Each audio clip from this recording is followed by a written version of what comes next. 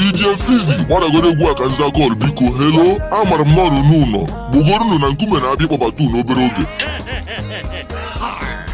nkume nwoke ọma dị mma nwa ekpirodo bịa ka ije na panọ je kpọbatara ndị na-eji anyị na panọ mana bifo ị na-eje gbugoro ka nye list agbarụsịa ngine nwan na na-enwe nyeru onye afọ ya dị na list hafịa daalụkwanụ ụmụnne m it came to my notice na ụfọdụ n'ime unu nọ na ngwara na-eji hụ na-esi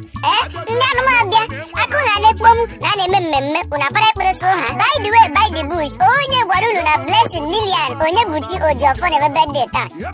onye gwara unu na choice Buchi Honda na-eme birthday taa unu jizi ugbu anyway nekwe list Buchi Honda agbalụsịa ngere wan na na-enwe nyeruba man ọchị onye ọbara ebe adị na list na-abatachi n'ime ịghọtawo mkpọba ebe ọdụgbe ga anụ ha ebe ọwụ ka igbe ihu na nga igbere azụ ozugbo mana before ma kpọpụtawa eve na ọ na-amasị m iwisi choice Buchi Honda happy birthday nne happy birthday to you we wish you long life and prosperity ya gazie